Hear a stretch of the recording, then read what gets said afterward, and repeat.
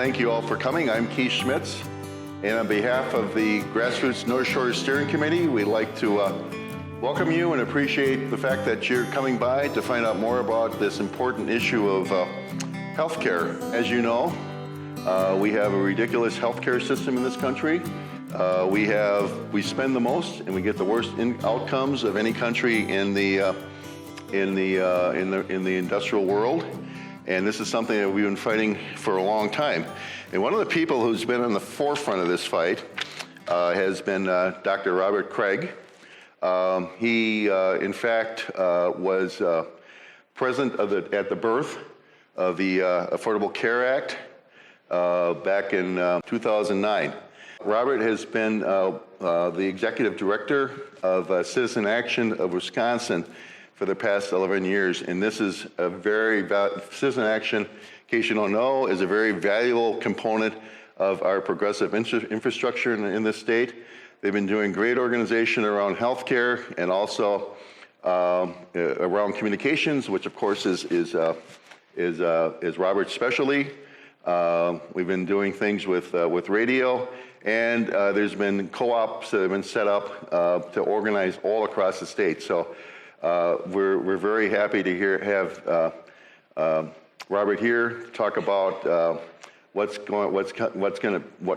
could happen and what we'd like to see happening in terms of healthcare reform and what the 200 presidential candidates have in mind for it. So I'd like to present Dr. Robert Craig.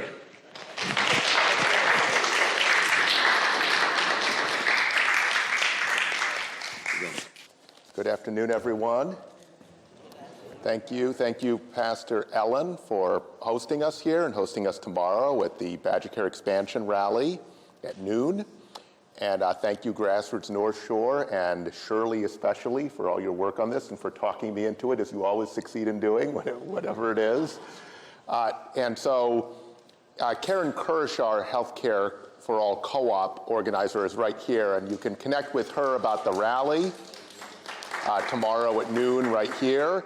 Because as you folks all know, taking that Medicaid expansion money that would allow us to make more people eligible for Badger Care is the biggest controversy in the state budget. And there are others too, and we very much need Tony Evers, even if he feels like strategically he has to accept large parts of this Robin Vos budget, to veto the Medicaid part of the budget so that we stop turning down hundreds of millions of dollars to extend coverage to more people, more working people who don't get good insurance at work. And so in addition, if you have a healthcare story, Dan Folkman here, who is filming this, will also film you so that we can use it in the broader healthcare campaign, because we're working for Medicare for All, Badger Care expansion, and a lot of other things in between in order to finally get the kind of healthcare system everyone in the United States deserves, quite frankly.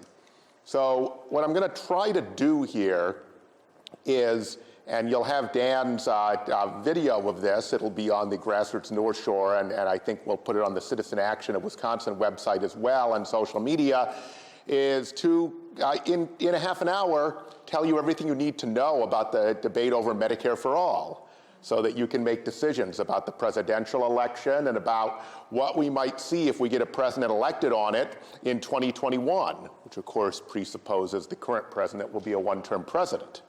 But remember, healthcare was by far the top issue in 2018 election. It not only cost Scott Walker a third term, it also led to a Democratic House of Representatives. We at Citizen Action Wisconsin were kind of a voice in the wilderness in that we thought this was a great electoral issue in 2010, in 2012, in 2014. A lot of mainline Democrats said it wasn't and ran away from it.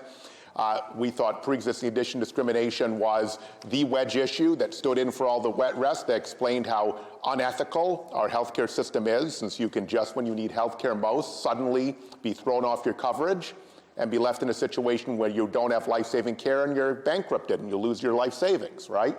And that was the dominant issue, as I said, in the governor's race, in the U.S. Senate race, where Tammy Baldwin was overwhelmingly reelected against a well-funded candidate running on Medicare for All. She's been for that all her career. because of her own life experiences, and then also in the House of Representatives. So Democrats need to make good on this. That's why Tony Evers, by the way, needs to veto the Medicaid budget, not give in to the Walker position on turning down $1.1 billion and counting to provide more affordable health care, which is just stunning.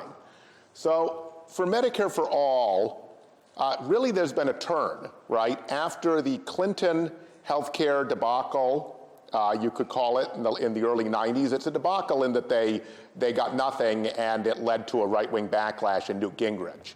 And then years, almost a decade and a half of Democrats not wanting to touch comprehensive reform, we in Wisconsin started to reinstigate that. People remember Healthy Wisconsin, which was Wisconsin's own homegrown single-payer plan. We were very involved in that. The U.S. Senate, the state Senate, the Wisconsin State Senate, led at that time by a nurse, the first Senate Majority Leader, who was a woman, Judy Robson, passed it, but did not have support either from the then Democratic governor or the then Republican House, but it held up the budget into the fall in 2007 and helped with one of the things that helped set the preconditions for the Affordable Care Act debate. The Affordable Care Act was structured to avoid the problems with what happened with Clinton health care, where there was this huge backlash. So it attempted to create a better system for everyone left out of the current system while not so fundamentally restructuring the current system, Medicare, Medicaid, and employer-based health care, that it led to a big backlash, right? And that it didn't offend all of the interests in the healthcare industry. And so that was the grand bargain. We know that was a huge step forward. We know, unfortunately, despite President Obama deciding to include a lot of Republican ideas in it, including these health insurance exchanges, once it was his policy, they kind of blew a partisan dog whistle, and you weren't a good Republican if you weren't against it, regardless of your previous positions. And that's been this huge partisan issue. As a decision of the Republican Party, President Obama set it up trying not to be a partisan issue and trying to get crossover support.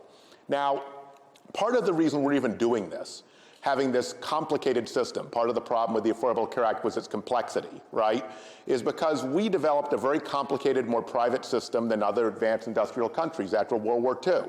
We can talk about in Q&A, there are a lot of complex reasons for that. But when Great Britain was creating a national health system where the doctors were literally employees of the government in Great Britain, and when Canada and others are moving towards at least the coverage system, the insurance being social insurance, like Medicare or Social Security, we were doing it through employers. And at the time, we had a heavily unionized workforce, very strong unions, and it became the mark of what a good job was, to have a pension, to have health care at work, and to have a good job with a living wage and union protection.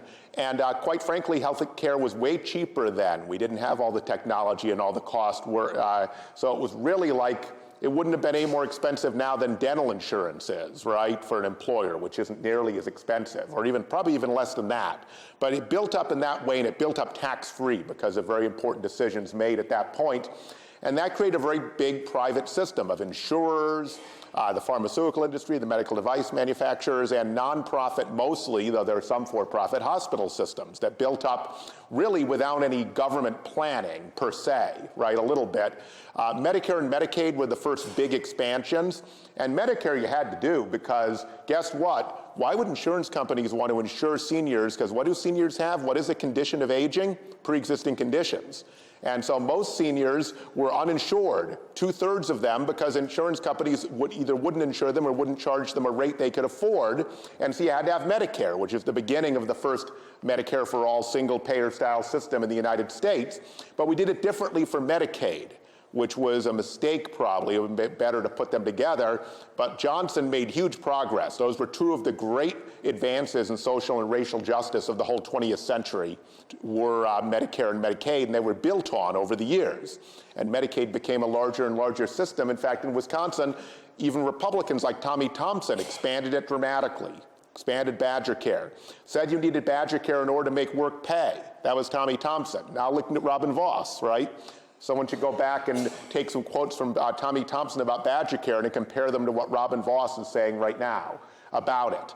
But we got this piecemeal system that was built up, and one of the problems was we got a lot of good things out of it. I don't want to be completely glass half empty. We have a lot of great medical professionals. We have a lot of incredible technology. We have a lot of different things that have been built up. When you go into a hospital, the kind of things they have available are just amazing, right? So we did a lot, but you know, the other advanced industrial countries have those things as well, and they pay half the amount per person.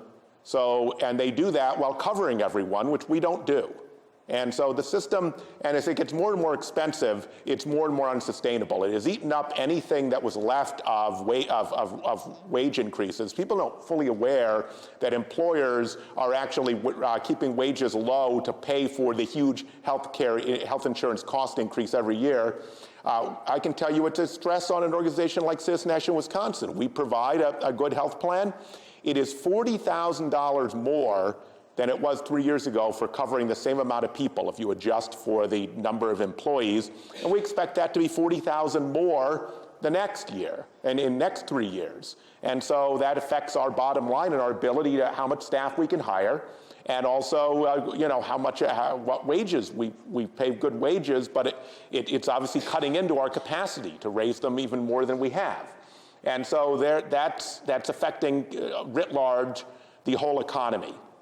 So the big switch that occurred here in 2016, Bernie Sanders deserves a great deal of credit.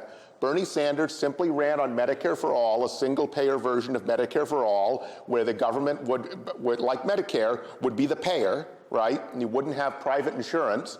And he did very well in that primary, in the 2016 primary. And there's a simplicity to it that the Affordable Care Act didn't have. It's simply, you'll all have a Medicare-like system improved with a lot of the holes filled in so you don't have to buy gap coverage, right?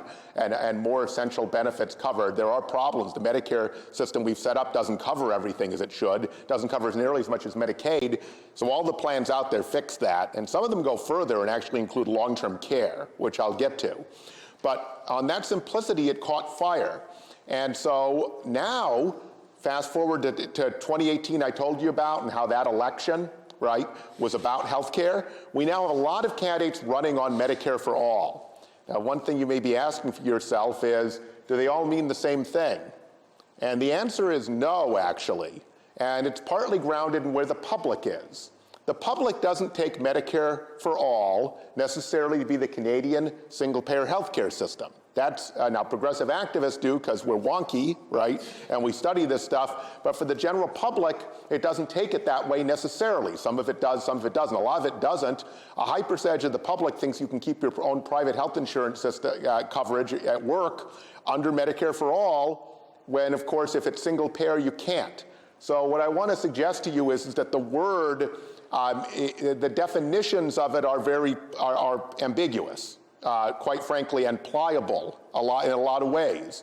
So progressive activists who have wanted single payer for years, and groups like the Physicians for National Health Plan, which is a close ally of ours, take it as, National Nurses Union is another, that therefore there's a commitment in the public to single payer.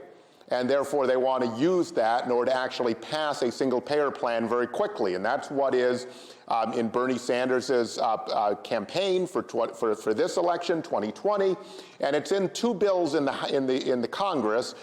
Bernie Sanders, his health care plan, his Medicare for All plan, and the House plan that is by Pramila Jayapal, who's co-chair of the Democratic, the Progressive Caucus in the House, and also actually is a former head of a Citizen Action-like organization in Washington State that's part of the same national network, People's Action. So she's entirely from our world. In fact, I got to attend the first ever hearing on Medicare for All in the U.S. Congress. That was the last day of April, because I was in town for the People's Action National Convention. I got one of the very few seats. Now, why were there few seats? Because Speaker Pelosi's people put us in the smallest hearing room in the whole Capitol. So you literally had, people were just packed into it, and journalists with cameras were sitting on our laps, literally, trying to film it, et cetera. And now there have been two more hearings since then in two other committees. And so that is very exciting. Those are bills that go very rapidly to a Canadian-style system. The Pramila Jayapal bill does it in 2 years. And Bernie's bill does it slower in about 8 years in big chunks. But they outlaw private insurance, and they create an improved Medicare for All system. They both include long-term care. Now, what's interesting, everyone noticed the controversy that has occurred around another candidate, Kamala Harris, the senator from California, where she said in her announcement that she would eliminate private insurance, and then there was all this backlash over that to some degree, and then she reversed herself and said she wouldn't get rid of private insurance, where this is a very intelligent person, the former Attorney General of California, didn't fully know that what a lot of the public took to be Medicare for All was not banning their private insurance, even though people, as it's used in progressive circles, that's what it means. And so, interestingly enough, what the general public, not the activists, I'm talking about, and in fact, there's really good polling now that looks at activists versus progressives or Democrats generally. So you got to pull out the people who, like our members of Grassroots North Shore, Citizen Action, as a distinct group that in some ways is far better informed, more involved, and therefore has different opinions than just relatively disengaged voters. Still engaged by American standards, but not as engaged as people in this room are. And so they seem to mean by it this, that the government's going to guarantee I have affordable health care no matter what, and it's a right. And so the whole turn here is about making health care right, not just trying to improve around the edges. And that's what Bernie Sanders did in 2016, and that's fundamental. So make it a right, make it the government's job to make sure you have it, but also let you keep what you have now if you want. So they don't think through if that's viable, if you can have an employer-based coverage with private insurance and them not, siphon off just the healthy people and dump everyone who has health conditions onto the public, et cetera. They're not thinking about that. They're just saying they'd like it all, right? They'd like choice, and they'd like to stay where they are until it doesn't work and then have this other option, right? So what they're talking about really is kind of a public option. That is the general disengaged public. Now, public option is something that is even broader in terms of possible meaning than Medicare for All. You all remember public option was the last big progressive thing that got taken out of the Affordable Care Act, and there was a lot of hope that if you had a Medicare-like plan on the exchanges, then it would keep everyone honest, right? It would keep the insurance companies honest, it would keep the hospitals and the other providers and the specialists honest, et cetera.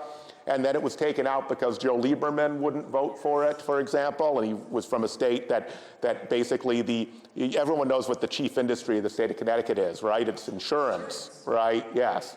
And so therefore we didn't get it. One thing people are less aware of, even activists, is that the public option version at the end wasn't a public option worth having. It didn't even have the ability to negotiate prices, let alone set the price. Medicare sets the price. It has a very comprehensive system where it figures out what the price should be in each area, adjusted, and for each kind of procedure based on what professionals will be involved and what their cost should be, but it sets the price. Medicaid does the same thing, somewhat less expertly, because Medicaid pays a lower price, so much that's often a controversy, than Medicare does. But if you can't set the price, you're just a public version of an insurance company. Okay, now insurance companies could use their leverage to negotiate. One reason they don't is they actually have less leverage than the big health systems that have been conglomerated, your Auroras and your Ascensions, for example, in southeast Wisconsin. The other reason is they don't even actually have an incentive because they just get a bigger cut of a higher amount. So for them, as long as they're more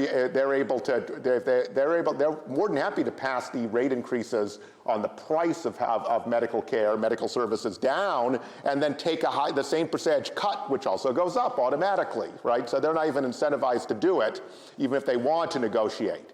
So there are other public options, though, that would either negotiate or would even actually set the price, like Medicare.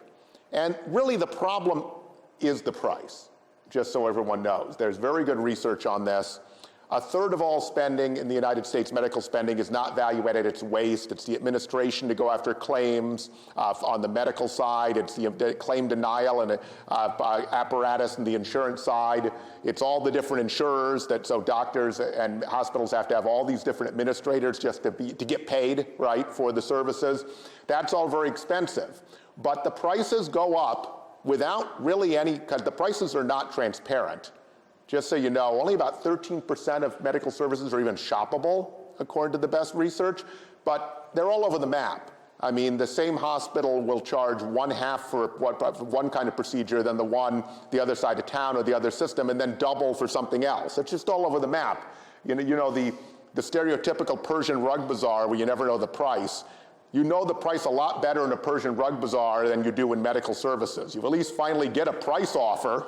May take a while, right? When you like a rug and you can walk down to the next, seller of Persian rugs. That's not the case in medical services at all. No one knows the price, and it's not related to the cost. There's good research that says that the price is not related to cost.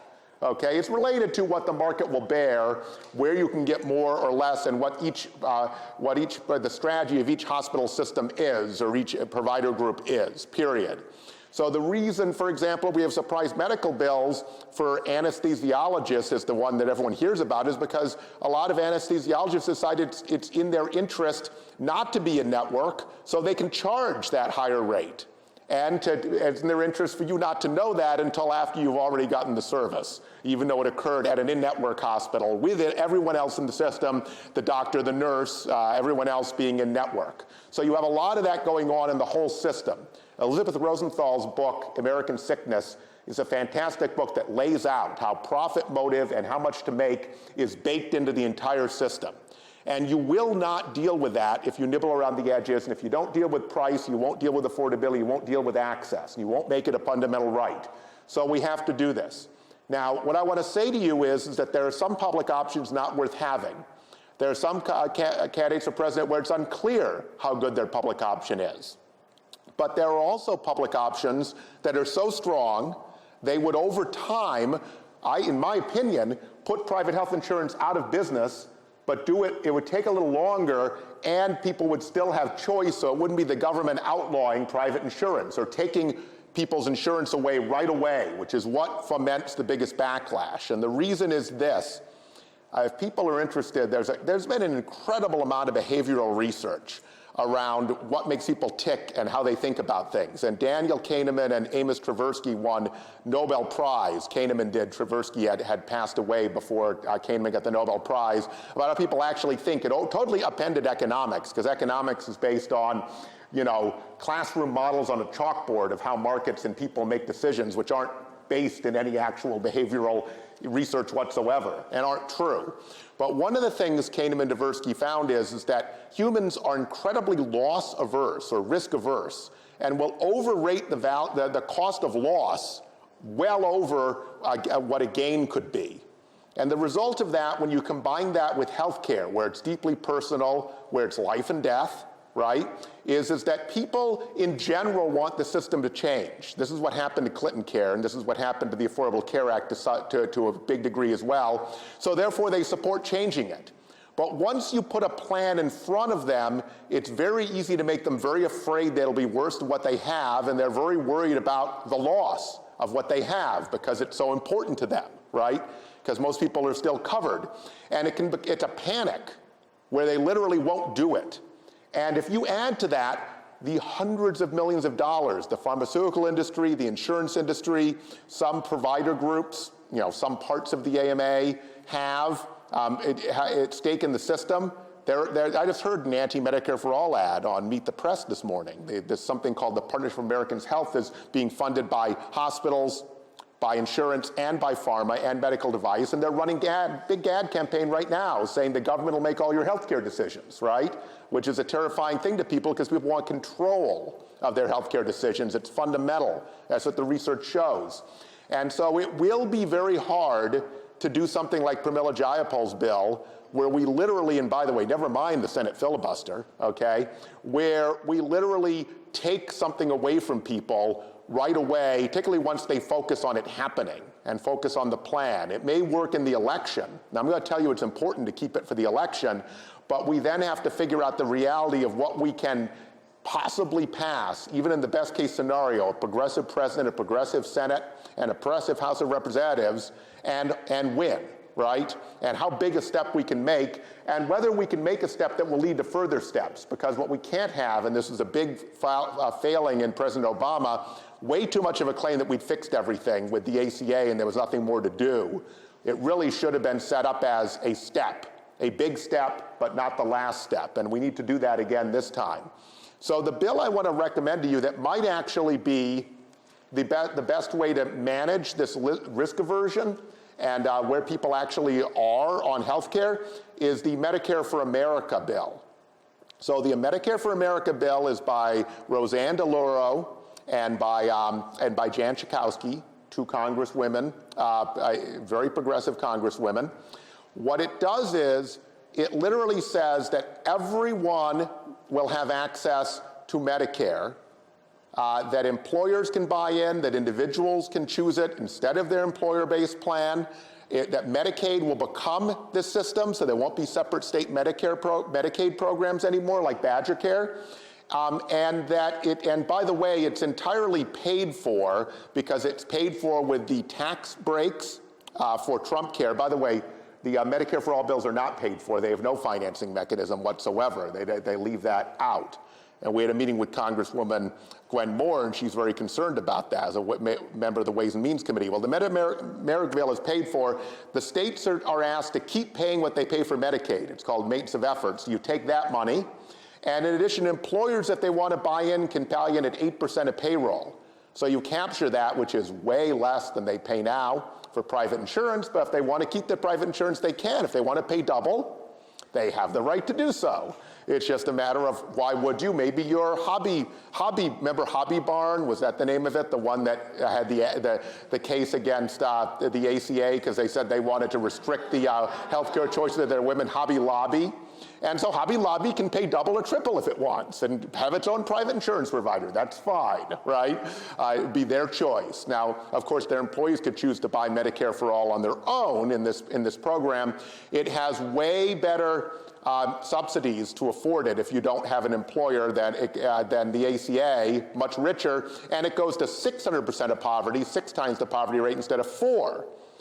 It fills in all the holes in Medicare, and it includes long-term care.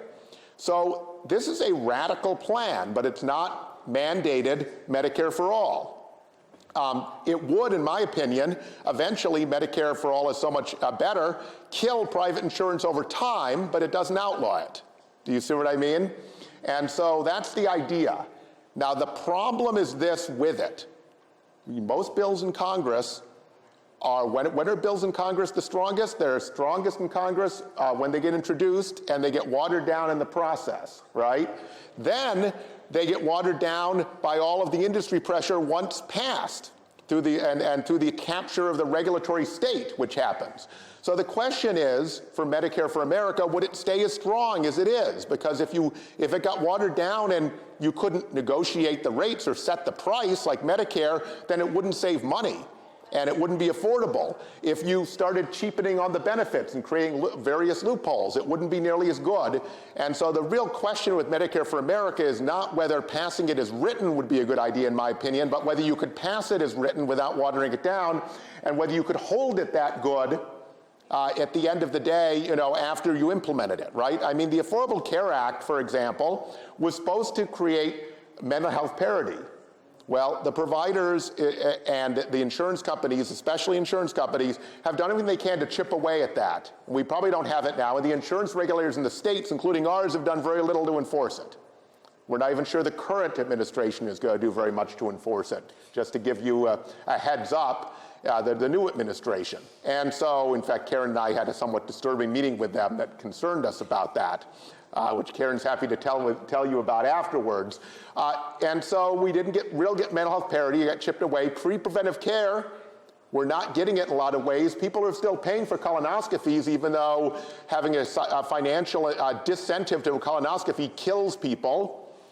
We did a report right before the last vote on Badger Care expansion that showed that private insurance is charging most of the insurance companies in the state are charging very high prices for anti-opiate drugs, which is killing people. We had an opiate doctor come up at our press conference and say, people are dying if you are making it unaffordable for them to buy anti-opiate drugs, which people have to take for life, a lot of them, or they'll get addicted again. It's just like insulin for a diabetic.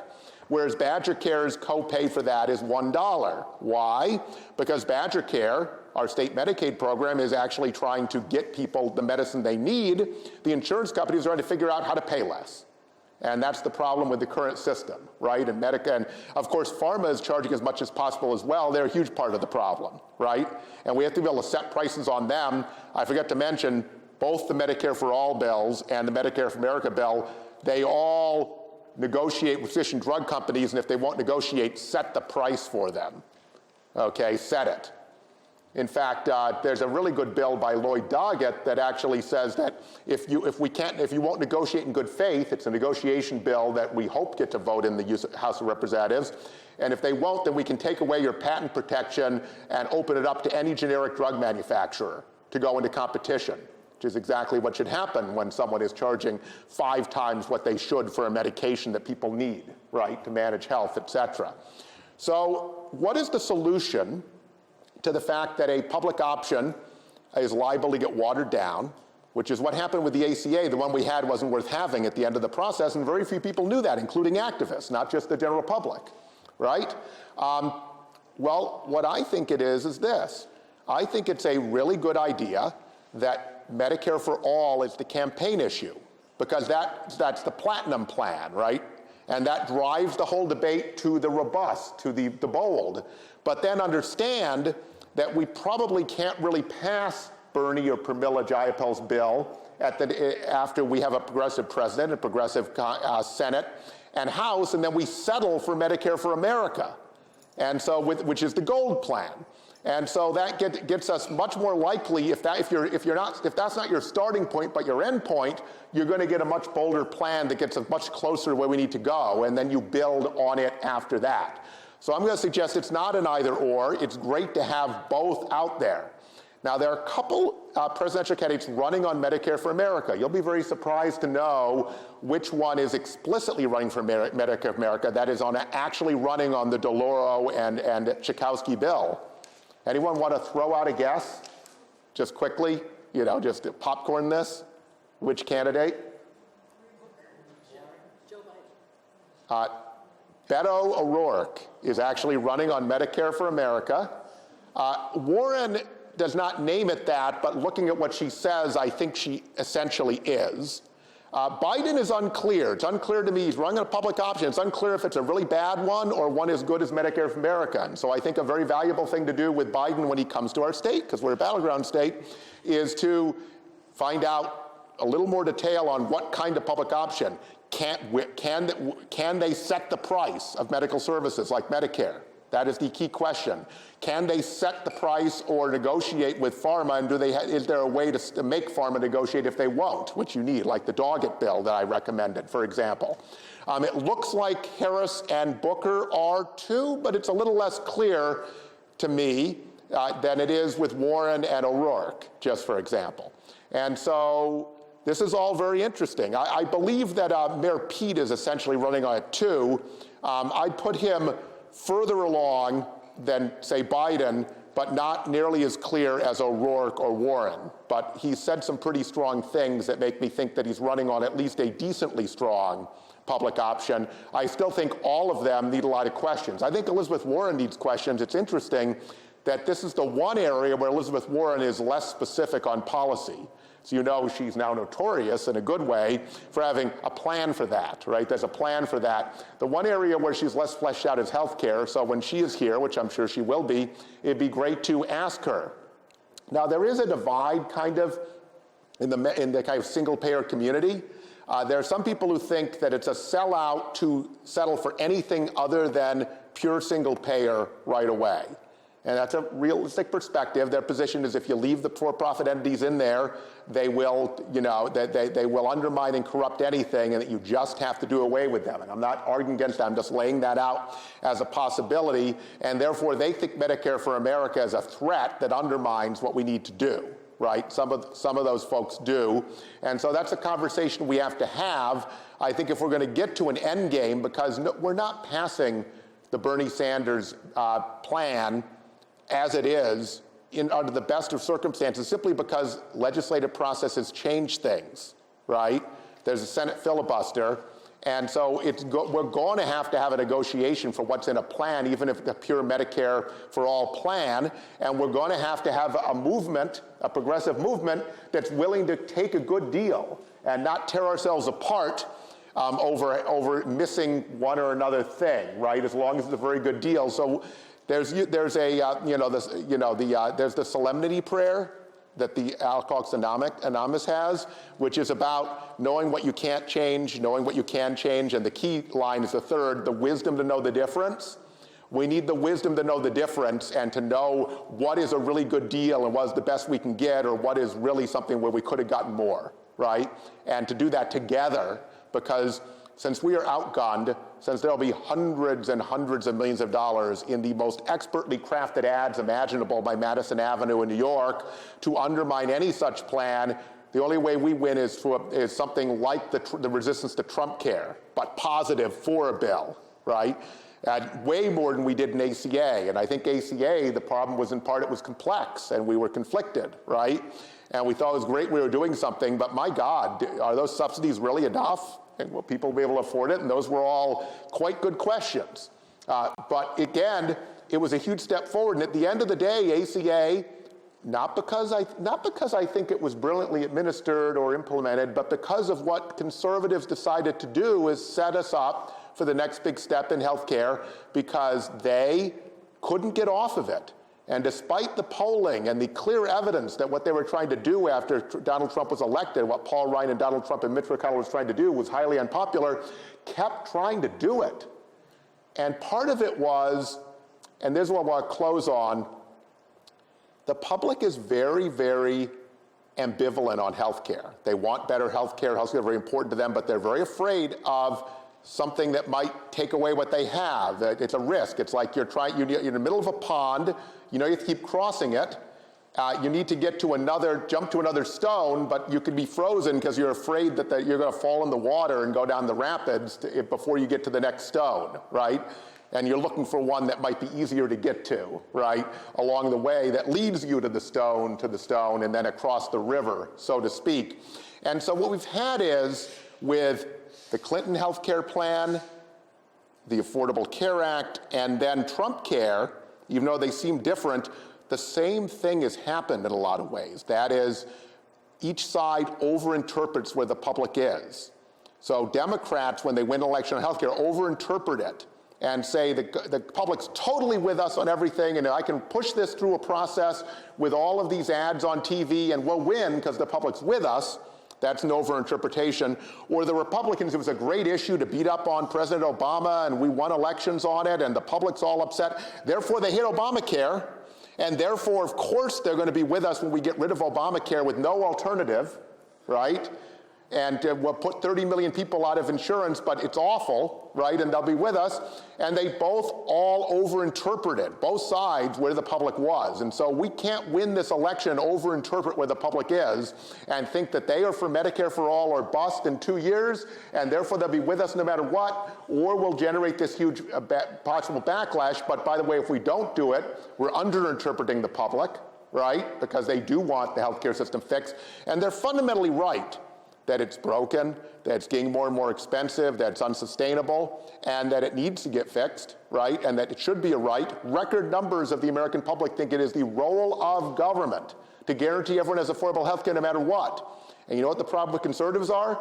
They don't want that to be the case. They want to shrink government in a bathtub, and they don't have any solution that would work because you have to use our democratic government. The only people that care about people's right to health care is we the people, through our democracy.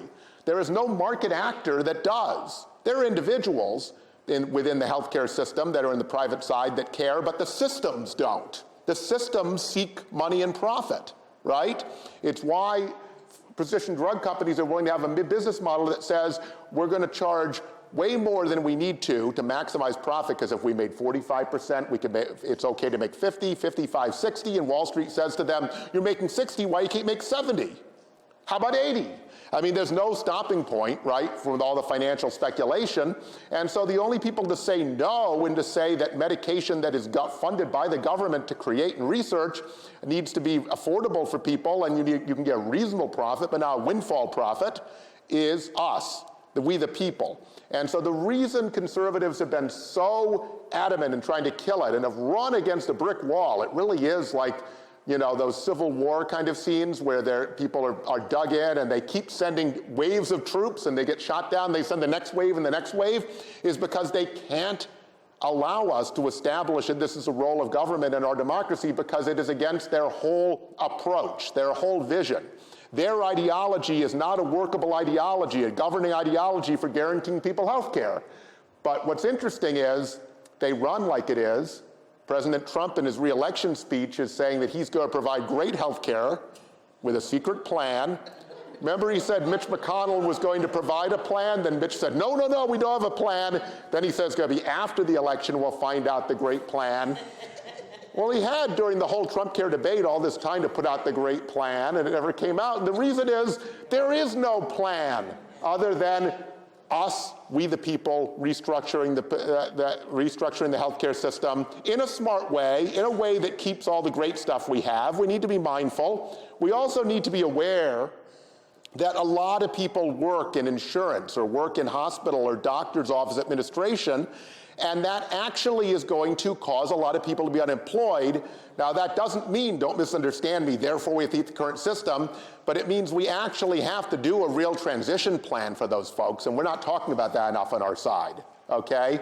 We need on the Green New Deal to do that too for fossil fuel workers, and rightly so. I saw a great article by the head of the Flight Attendants Union. This is on the climate issue, who might be the next president of the AFL-CIO. She's a rising star in the labor movement, who said the reason labor is skeptical in Green New Deal circles of there being a just transition is because there never has been one. And this stuff about we'll give you a little money for job training is not the same thing as giving someone access to a living wage job they're losing. And so not only do we need to do that for the climate transition we need in order to save the planet, quite frankly, not the planet. Actually, the planet will be fine. It's the human species that'll be in trouble, okay? The planet will go on. But we need to do that in healthcare as well. And so we need to put a bunch of money into a just transition. There are lots of things these folks can do. These are highly skilled people. We can't have this situation that if you don't have claims for you to deny, then there's nothing for you to do in our society. I'm sure that takes a lot of accounting skill that can be used for other purposes, right? Very effectively if we make that investment. So my close is that we're on this brink of potentially actually achieving healthcare as a public good. Healthcare is a right. Health is something that's guaranteed by our democracy. It's going to be, we have to win this election. We have to win it in part on this issue. And then we have to win the end game in a legislative fight once we have a president who wants to fight for this. And we have to be willing to understand what a good deal is and understand if we are able to take a step 3/4 of the way there, we need to be willing to do it. But we have to understand that we are taking on a lot of money, a lot of influence, that in many ways this is a battle for the ability of our own democracy to solve our biggest problems and to achieve the fondest hopes and aspirations of our people. This is one of the biggest tests of our experiment in large-scale small-r Republican government, frankly, in the last 250 years or so. It really is. Because we have a whole new 21st century. We need to replan our economy to prevent a climate genocide.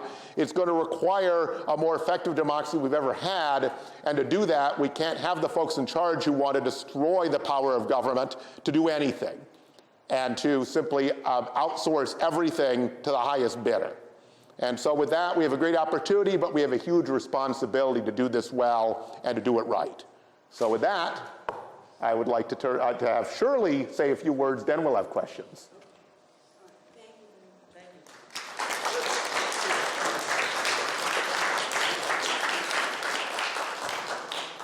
So, can everybody hear me? Yeah, okay. Because I just ignore microphones and things. So I wanted to say that on the seats around you, there are these sheets, and I'm hoping everybody will take one home. And it's two-sided, which is not obvious, and it lists the events that Keith was mentioning earlier, all of them that are short-term and coming up in June, as well as others in July, August, and even September. So I hope you'll take it with you and refer to it and put it in your calendar. And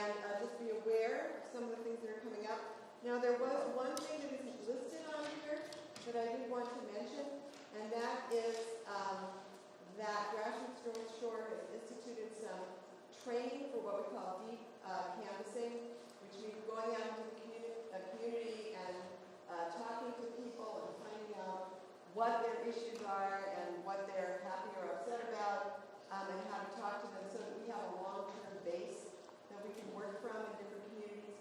And so there's training for that next Sunday, no, the 30th, next Sunday. And then there'll be there'll be canvassing after that. So you can find out about that on our website.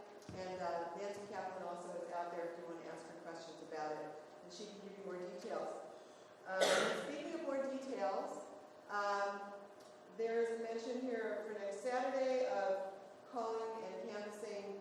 The canvassing is in Whitefish Bay, the calling goes into Bayside, and that's at my house. And on this sheet, it has my email address, so anybody who wants to participate can email me and we can start a conversation about it.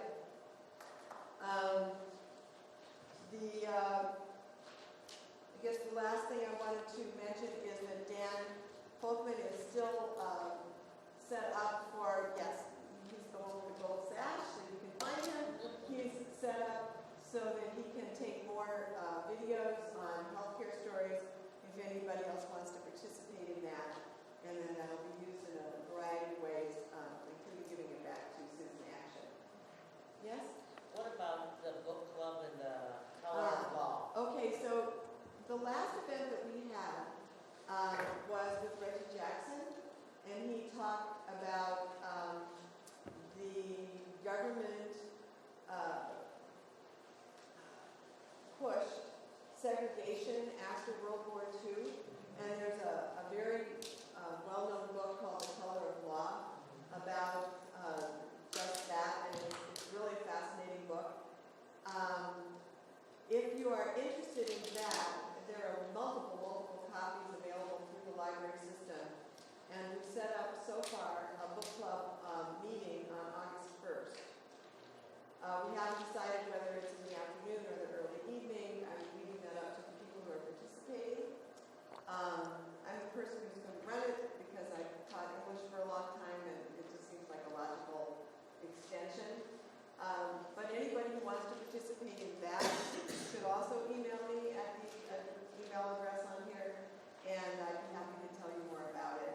The book was astonishing and surprising, and very necessary, I think, for a lot of us to understand the conversations that are really going on. So I handed out little cards to people when they came in for them to ask questions. If you can pass them, toward the centers or something, we'll collect them and read them off. And then any time that's left after that, we'll just take questions from the floor. And so, by the way, you obviously, if you haven't already, please join Grassroots North Shore. And if you already have or you do now, you can also join one of our organizing co-ops in our Medicare for All, our Healthcare for All co-op, which Karen Kirsch here leads, is something you can join. And we are also working directly on Medicare for All. In fact, we took a group down to Chicago to have a rally to try to encourage the AMA convention to support Medicare for All. And it actually came within a couple votes of passing, which tells you that, and that's not where the AMA was 40 years ago. So a lot of doctors think the whole system needs to be transformed as well. It's a close vote now, which it wouldn't have been even a decade ago. Or do you want me to try interpreting them? Let's see, I will. Make your best guess. Okay, how will Medicare for All be paid for? So that's a great question. You said it's not paid for. So I'll explain. The two bills in Congress, that is Bernie Sanders' bill and Pramila Jayapal's bill, and another very known bill, a single-payer bill that was in California last session that played a huge role in the governor's race in the election of Gavin Newsom. They don't have a funding mechanism at all because the authors decided they wanted to kick that can down the road. The problem is, if you're going to talk about an income tax that covers $30 trillion, that's going to be a big part of the debate. So I can see why they'd want to do that. Their concern is that all the Republicans will do is talk about the biggest tax increase in the history of the universe, right? Which it might be, actually. And they'll miss the point that people would pay less. So do you want to pay more but pay directly to insurance companies, or have lower wages? You want to pay less through a tax. Republicans would say a tax is so much worse, you'd rather pay the cable company double. I don't personally agree with that, but that is the philosophy out there. So they kick that down to a legislative process, which tells you how hard it's going to be. One of the things I like about the Medicare for America bill, which is a universal health care plan, is the very robust public option is it's paid for. And it's paid for by the Trump tax cut, taking it back. It is paid for by keeping employers paying into the system a lesser amount and keeping states paying for Medicaid, but instead paying for this, the new Medicare for All system, for their piece of it, for low-income folks who are on Medicaid. And so it also, frankly, when Vermont, did you remember Vermont passed a single-payer plan a few years ago? And I know the person who tried to create it, and now they run their health insurance exchange. They found out that the payroll tax they'd have to have on the employee and the employer both was so high that even Vermont couldn't stomach it. And part of the problem was that a state can't claim the savings. Okay, there are savings you could claim and put into the system to finance it. A state doesn't have that capacity, so the state has to pay all the costs, gets none of the savings. There's actually an interesting thing on the National Democratic Platform, the Democratic Party. I was on the platform committee for Bernie Sanders, and as you might expect, the single-payer resolution sponsored by Bernie Sanders did not succeed. Hillary Clinton and the DNC delegates voted it down, the ones that were put on there by the Democratic National Committee. But I had a amendment that was supported by Bernie. It was one of Bernie's 30 priority amendments, which allowed states to do single-payer Medicare for all and to capture all the savings from doing so, have the federal government assist them. And Hillary's folks signed off on that with a negotiation. I'll tell you the story. What I was told by Neera Tanden, her negotiator, the head of the Center for American Progress, was Hillary doesn't like the words Medicare for all and single-payer. If you will remove those words and call it universal health care, then it can be in the platform with her support. If you don't do that, you can have your debate and we'll vote it down, your choice. I said, I'll take it in the platform. So they just said, done. So it got in the platform. So interestingly enough, that's another possible approach, is to empower states to do single-payer plans, which is another possible fallback if for some reason we can't get a full national plan through in 2021. Let's say, it depends, the candidates are differing about the filibuster.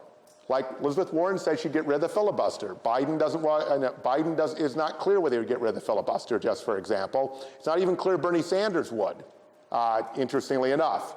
And so I know that people's positions will evolve during these debates that start next week that you'll all be watching at Grassroots North Shore events around the area. But I'm saying that there's a lot that can go on in this endgame. So you probably would pay for it. I mean, it seems like where Senator Sanders is going is you would have something broad-based and progressive like an income tax, but then you do have the liability of having a seemingly gigantic income tax increase. But that's probably where they're going, but it's not in the plans. So, next question is, what can be done to reinstate Fed funds for reproductive health for females that include abortion? Well, we got to keep fighting on that. Planned Parenthood, our close allies, is doing a fantastic job. Unfortunately, it's very much like Trump Care. They're just, every time you think they're more extreme than you can imagine, they get more extreme, right? So what's happening in Missouri and Alabama, other parts of the South is unbelievable. And we just got to keep fighting that this is women's health. And it really is a freedom issue because it's okay to have moral disagreements, right? To have a moral position, but when you impose it on everyone else in a democracy, when there is moral disagreement on something and there's no scientific proof of the claims they claim, they make all sorts of false claims about the science. Obviously, it should not be something that where you have one side of a moral position impose their will on everyone else. And there's also, quite frankly, I have trouble believing this is, since all the sanction is focused on the women, right? And it does take two people, right, to have this situation, that this really is kind of a traditional kind of sexism involved here and controlling women, and that it's women's fault when there's an unplanned pregnancy, right? And then, of course, taking all of the resources away from the women to actually have planned pregnancy, Planned Parenthood, right, by definition.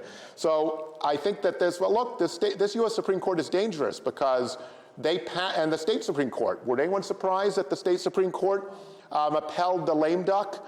Does anyone think that same state Supreme Court wouldn't have struck down the lame duck if the lame duck bills were done by a Democratic legislature and governor? Any doubt? So what does that mean? They're politicians in robes, and they're pretending to faithfully interpret some kind of fundamental law. Anyway, so we have to keep fighting, and those forces need to get defeated. You have... I don't know how many people are have an interest in watching C-SPAN, but I do that a lot. And there was a fantastic program on last night and it was an all-day event by Planned Parenthood. It was interviews of all the men and women, all the candidates, so, whatever the number that are running now, the 22 members. Yes. And every one of these guys, they were all talking to the women and the men, but there were plenty of women to be talking, and it was terrific. I highly recommend it if anybody, wants to check it out. Yeah, and C-SPAN is a good website. You can go search for things and rewatch that. So that's a great idea. Someone wants to know if there are downsides to Medicaid expansion and what motivates the Republicans. Good question. Are there downsides and what motivates the Republicans on this, on Medicaid expansion, on expanding our Badger Care program? Surprisingly, and this should call into question anyone who thinks that we just need easy lifts and then we can have bipartisan cooperation, okay? This is as no-brainer as you're ever going to have. Yeah. We are spending a lot more money to cover fewer people, period. And the reason we're doing it is for political and ideological reasons. We started doing it because Scott Walker thought he needed to be against the Affordable Care Act and all its aspects to become president. We saw how well that all went, but and we've spent over $1 billion for his presidential ambitions. Now Robin Vos thinks this is the positioning to have in order for him to become governor and to be Republican nominee in 2022. And the problem is that at least when Walker did it, as bad as immoral as it was, because people are dying because of this, and we think we could do with an extra $1 billion in terms of investing in our education system, our state infrastructure, anything else, right? It's just amazing, right? But these are the folks that want to damage and destroy the capacity of government to do things, so it makes a little sense to them, right? A little more sense. But frankly, when Walker did it, at least the ACA was seemingly unpopular and the Republicans are winning elections on this issue. Vos has now done it after 2018 and what's happening in 2020, and it's because their betters, in DC or the Koch brother and Bradley Foundation types have not come up with a new paradigm on healthcare, and you see that with Trump as well. And so Robin Vos is on the old playbook, which is why Tony Evers should not give in, right? But by the way, it's worth spending more money to cover people, so we can't ever lull to sleep believing them that it's about, that's just too expensive. Well, when it's cheaper to cover people and you're giving them money away in order to not cover them, they still want to do it, right? You'll notice that. And it tells you how powerful the motivation is to not admit that we need to use our own democracy to guarantee health care. I mean, upper middle class people can't afford health care on their own. Why do they think a cashier or a waitress can, right? Who by no fault of their own, maybe working 2-3 jobs, is not offered good health insurance at work. A Wall Street broker gets great health insurance, doesn't have to worry. So the employer-based system is highly regressive. The people who need the health care the most, who have the least resources, are the ones who have to pay the most to get it. I mean, it's outrageous. And they say, it's all taking place on the marketplace, not mentioning the fact they've been trying to repeal the Affordable Care Act, and they have a lawsuit By the way, the oral arguments for Texas v. Azor, the lawsuit to take out the ACA and re-legalize pre-existing condition discrimination and all the rest, is July 9th. We'll be alerting you of events and actions we're going to be taking. Karen will, so stay tuned. But why would they do that? And Trump has been all over TV. He was on this morning again with his Chuck Todd interview. He's always been protecting people with pre-existing conditions, and all the Republicans are. Well, why did they try to take away the protection? And why is his administration arguing that in the Texas case, in their brief, that the Supreme Court should take out the whole law, lock, stock, and barrel, all of it? But then he didn't say leave pre-existing conditions alone. His Justice Department isn't saying that. I guess which Attorney General is pushing that? That great Attorney General, Mr. Barr. Yeah. I just one thought. At the end of what you were talking about, I was thinking about how do you get the individuals in the Senate and the House on the Republican side to come along? Because I started thinking about the time at the end of after the Affordable Care Act was in process, it was, remember, there was complaints for months. It went on for six months, or almost 6 years, complaining about it. How do the issue becomes, everybody's going to want to be the one that gets the names recognition. That's one of the issues, because what was happening after Americans began to understand what was possible, that's when people finally were saying, they never did any advertising. What the hell was wrong with them? They didn't do any advertising. Well, they didn't. That's true. So that's a part of it that really you can't overlook. So I take this next question as, how do we persuade the other side, educate the public about why Medicare for All is a good idea?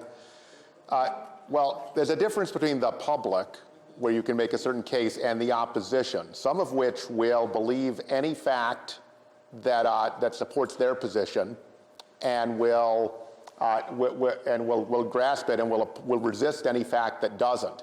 And it's interesting, we tend to assume as progressives, because we come out of the Enlightenment and we think more education always makes people smarter and better. The cognitive researchers have a term called brilliant idiots. And what it refers to is the most difficult people to persuade on the other side, the right, are the people who are better educated, know more, because they're more able to develop facts to justify their position.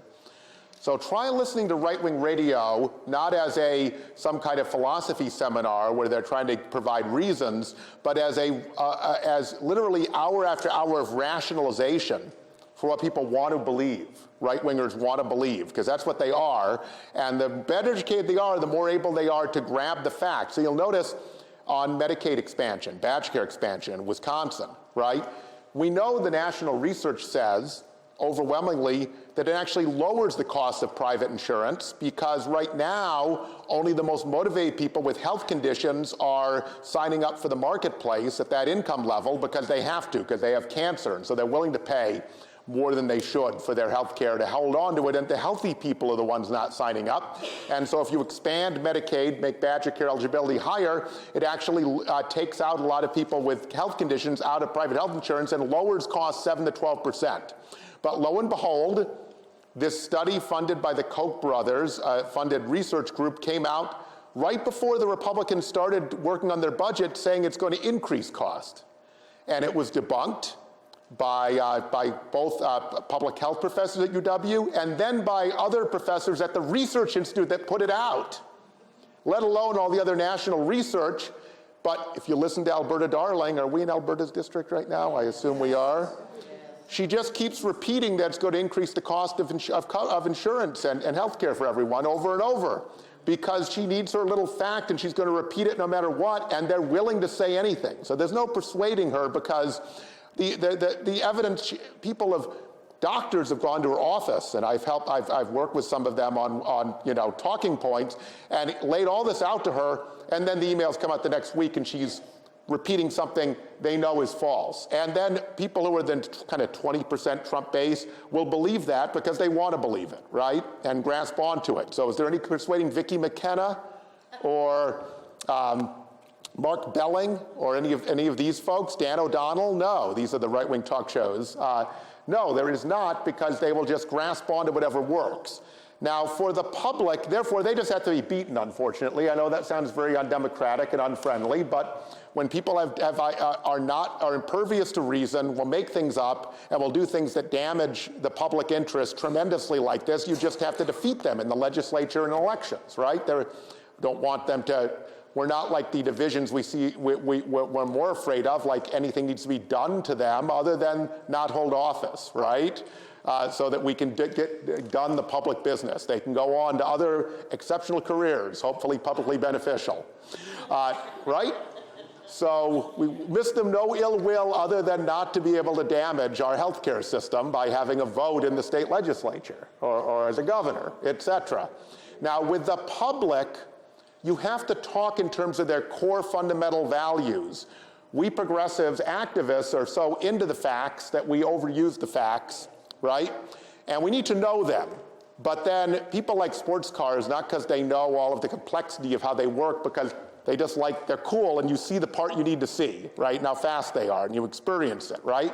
So for healthcare, it is, first of all, to prime them what they don't like about healthcare. What people don't, and the core issue is pre-existing condition discrimination, not because insurance regulation is the be-all and end-all, but because it invokes this great moral outrage that a for-profit actor would take away your health care for profit when you need it most, when you have a cancer diagnosis. That a woman gets a breast cancer diagnosis, and then an insurance company runs an algorithm that then leads to a fraud investigation and then removes her coverage right before she needs cancer treatment, and then risks her whole family, her kids' college education, everything, to throw them off and not have to pay. That's what we're talking about, right? And that's true across the system. That's true of a medication when you raise the price of medication by tenfold and people can't afford it. It upsets people. So we remind them of that. And then we talk about the only way to solve this problem, and we should focus on the private actors that are responsible. So we don't want to bash all medical professionals or doctors, but if certain doctors are doing something, right, then they obviously can be mentioned, just for example. Just like the pharmaceutical manufacturers. I'm not, at least right now, trying to socialize them.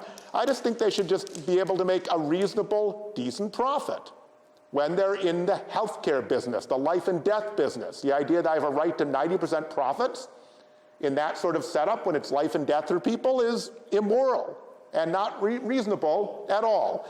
And so then say that's why we need our democracy to step in and guarantee everyone has affordable health care no matter what. And that is an 80-20 issue. And so remind them what upsets them, then explain to them how we're going to empower them and set them free and make sure that healthcare decisions really are between doctors and patients and their families, which is all people really want. It's a really simple kind of thing. It's a reasonable request. Let me just run through these quick, then I know someone has their hand up as well, but I'll get through the ones that were written, then we'll do that. Malpractice insurance, driving up costs. Fact is, it's a much less big part of the cost than most people think. I understand why it's saying to doctors, because getting sued is no fun. You know, I haven't been sued, and I hope we don't ever get sued, right? But it's a kind of scary proposition. In Wisconsin, we have very low medical malpractice caps. And they're so low, in fact, that the Patient Compensation Fund has over $1 billion in reserves in it. So it's not a major part of healthcare costs in Wisconsin. But if you want to make it part of reform, that's fine. But if you want to be a conservative legislator and claim it's the problem, and we just go after the trial lawyers and that fixes our healthcare system, that's just not true. So I'm not saying it's not a problem at all anywhere, but I'm saying it is not the reason healthcare costs are double per capita what they are here versus anywhere in the world. Next one is, let's see.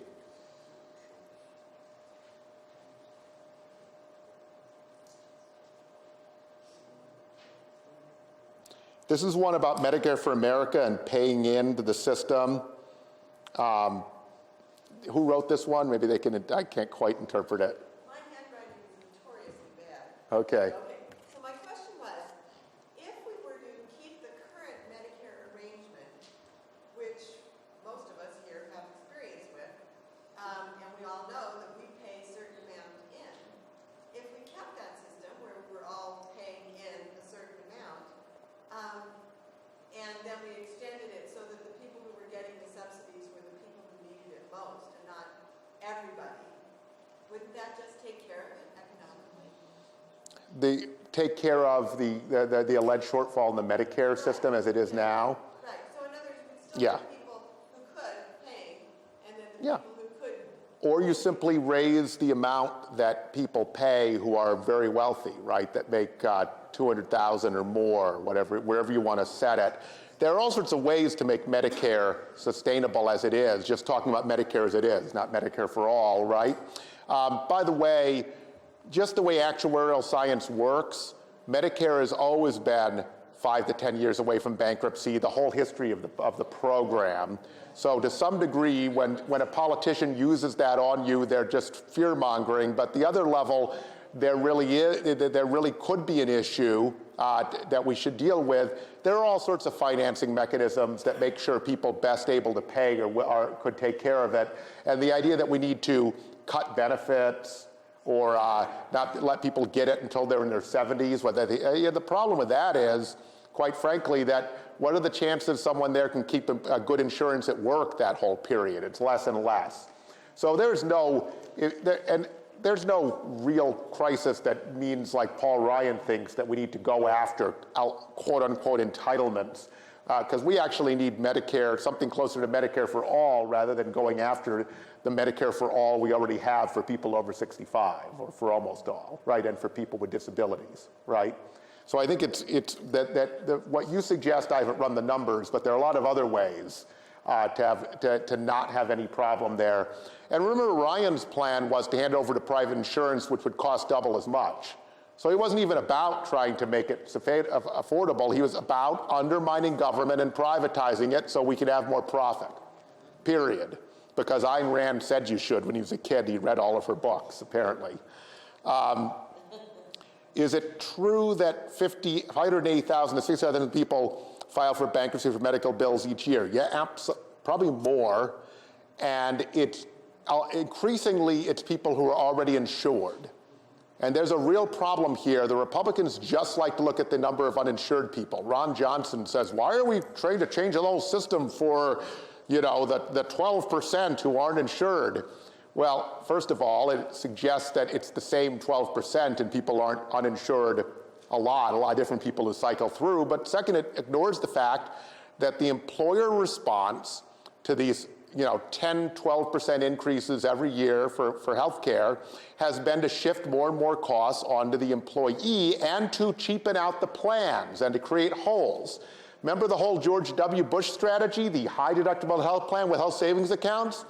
We got the high deductibles. We didn't get much of the health savings accounts, which have mostly become a tax dodge for wealthier taxpayers, as predicted at the time, by the way. And so at the end of the day, we're having a situation where being insured is not enough anymore. And in fact, a lot of what Trump wants to do when he allowed these short-term plans to be 363-day plans so that you could have them all but one day in the year, what better, more flexible plans they are. They talk about flexibility and just the health care you need. Well, these are the health policies that don't have that unnecessary cancer coverage when you don't have cancer and things like that. So they're like junk insurance. And a lot of the conservative plans for health care are to allow people to buy junk insurance with a lower premium. Of course it's lower. But then it's like I'll give you a lower priced car, but guess what? You might fall on the highway. That's literally what we're talking about here, right? I know you had a question, sir. Yeah, I didn't write it out because it's relatively complicated. So, currently the U.S. population has 3 different federally funded or partially federally funded healthcare plans. We have Medicaid, which is programs funded by both the federal government and the states in shared relationships. Then there's Medicare. And lastly, there's the VA system. And if you look at Medicare as it is now, I think you were alluding to that in your unreadable question. It has costs associated with it that can also bankrupt older people because there are donut holes for pharmacy coverage. The list it's nothing like universal health care in any other developed country. So what I don't understand in the conversation is, why are we hung up on Medicare for all when across the world there are so many different examples of modern countries that provide high quality, good health care in different models. For example, in Germany, they have a private health insurance industry. Everyone gets their insurance through private health insurance companies that compete with each other, but it's mandated, and everyone has wage deductions that go to cover that. In other countries, like in Canada, there isn't a Canadian healthcare system. There are Canadian provincial healthcare systems. Yep. Each province is responsible for providing healthcare to their citizens. So why are we stuck on arguing about what's clearly like a very dysfunctional, of course, because it's an American plan, that when it comes to healthcare, all of our recommendations are dysfunctional. Why do we want to try to sell the public on adopting Medicare for all when it is like so not perfect and will, much like Obamacare, the Affordable Care Act, will lead to people complaining about it, being unhappy about it, when there are so many other good options out there.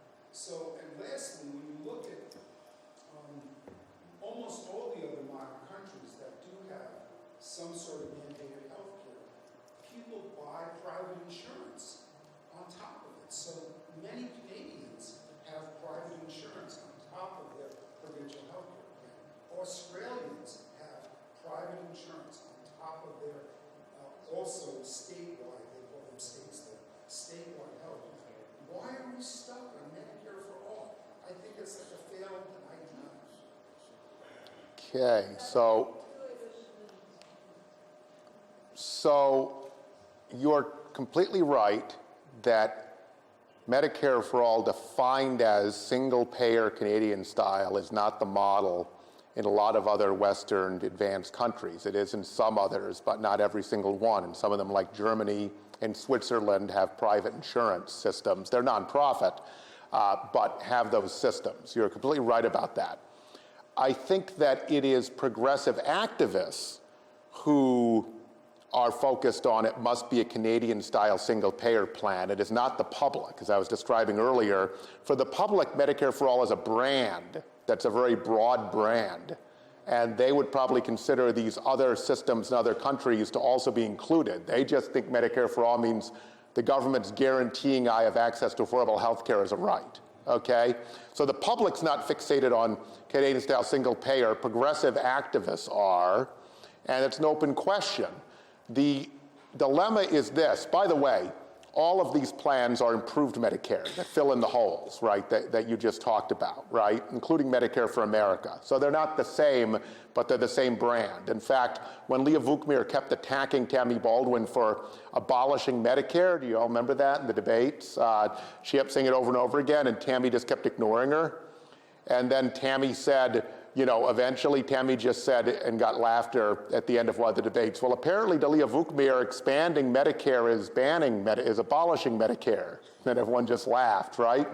But bizarrely, Leah Vukmir was right legislatively. These bills do away with the current Medicare program and create a new system. So they do technically repeal Medicare. They just replace it with something that's Medicare plus, right?